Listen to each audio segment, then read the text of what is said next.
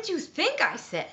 Fat used to be a dirty word back in the day. I said the word, the big one, the queen mother of dirty words, the F-dash word. As early as the 1950s, this macronutrient was falsely demonized for causing high cholesterol, cardiovascular disease, and heart attacks. Nutritional science has since evolved.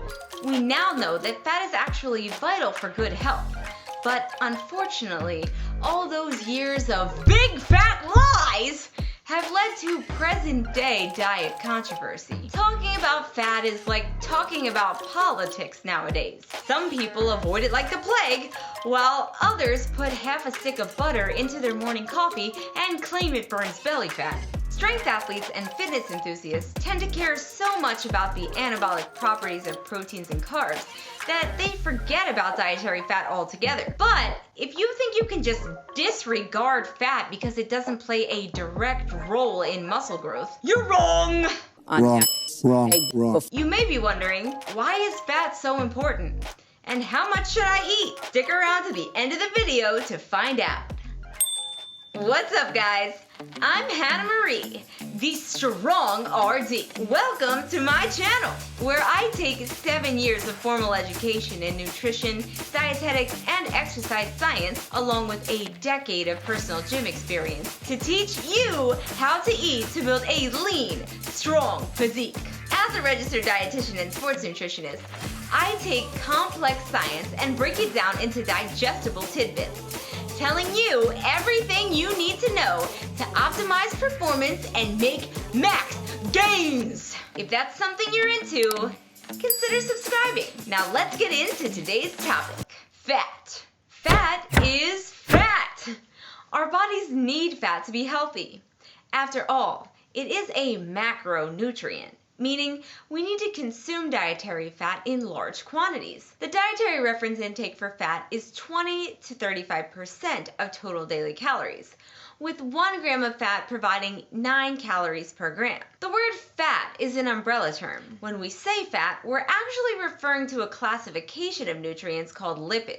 Lipids include phospholipids, which line the membranes of our cells, sterols like cholesterol, and triglycerides, fats and oils. We're going to focus mainly on triglycerides since they're the main lipid found in foods and inside our body. Triglycerides are made up of a glycerol and 3 fatty acids, hence the name triglyceride. When I say fat in this video, I'm talking about triglycerides because they come from the foods that we eat, fatty cuts of animals, butter, and oils. Triglycerides are also the storage form of fat in our bodies. They're made by eating more calories than our bodies need, aka eating more than we can burn. The extra calories are converted into triglycerides and stored in our fat cells, known as adipose tissue. Small quantities are also stored inside of our muscles. When we lose weight, our body taps into fat storage, releasing these triglycerides for energy. Looking at the chemical formula of a fatty acid, we see some similarities to glucose, which is just the scientific name for carbohydrate. Both fat and carbs are made up of carbon, hydrogen, and oxygen atoms. However,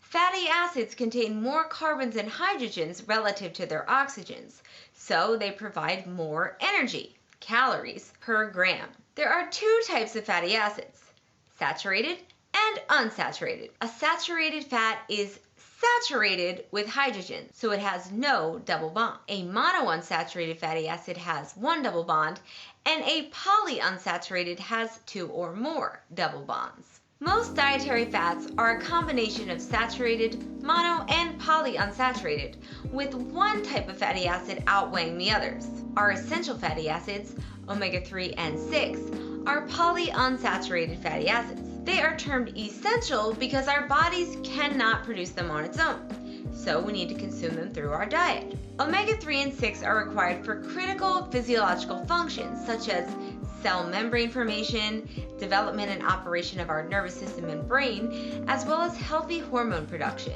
If your diet falls short on fat, you risk inadequate intakes of the essential fatty acids. Not getting enough omega-3 and 6 can have a cascade of unwanted health effects like dry skin and eyes, hair loss, issues with appetite regulation, fatigue, mood disturbances, hormone problems, including loss of the menstrual cycle in females, and deficiency in the fat-soluble vitamins A, D, E, and K. Even if you want to shed some of those stored triglycerides around your waistline, you need to eat dietary fats to maintain healthy bodily functioning. We all need some fat in our bones to insulate against cold temperatures and protect our organs. Not to mention, stored fat provides energy for long-duration exercise, especially low-intensity cardio, which we all should be doing for heart health regardless of our physique goals.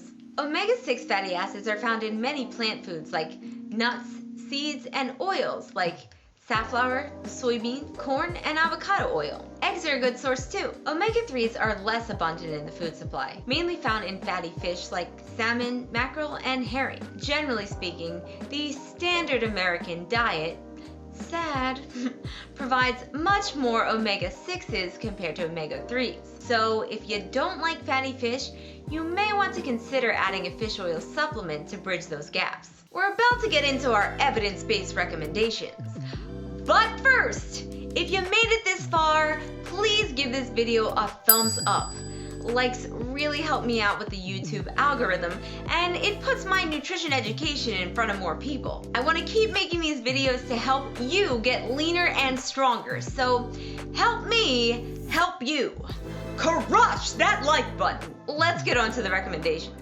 Fat intake, like our other macronutrients and overall energy requirements, is highly individualized.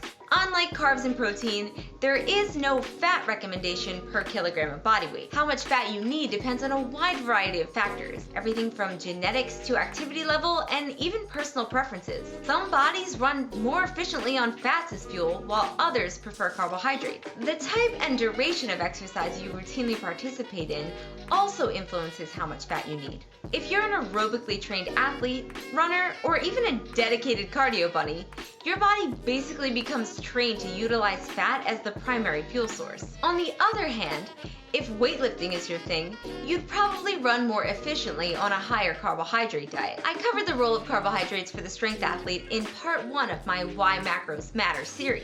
If you lift, be sure to check it out. Carbs are going to be the most important macro in your case, and you need to know how many grams your body requires in order for you to determine your ideal fat intake. Regardless of your activity or sport of choice, you need to consume a minimum of 20% of your calories from fat. I typically advise my weightlifting and muscle gain clients to aim on the lower end of the acceptable macronutrient distribution range. Doing so leaves room in the diet for ample carbs and protein, while preventing inadequacies of the essential fatty acids and ensuring healthy absorption of the fat-soluble vitamins. If you care more about your physique than your health or performance, which is not healthy, but I know that's the case for many a gym bro, you still need to eat dietary fat. It can actually aid your fat loss efforts. Why? Because fat gives food its desirable aroma, texture, and flavor. Of all the macros, fat is the most satiating, meaning it makes you feel the most content. Eating a balanced meal that contains fatty acids gives your brain the signal to stop eating before you overindulge. So, fat-free foods aren't always better for weight loss. Though lower in calories, they lack that satiating component, so we tend to eat higher quantities of these types of snacks. This can lead to energy imbalance if it puts us over on our daily calories. You already know what happens when you overeat. You gain fat. Kinda defeats the purpose. On the flip side, if you're trying to gain muscle, dietary fat can be used to your advantage. And that's because at 9 calories per gram, it provides more than double the calories of carbs and protein. That means you'd only have to eat half the portion of a high-fat food to put you in a calorie surplus.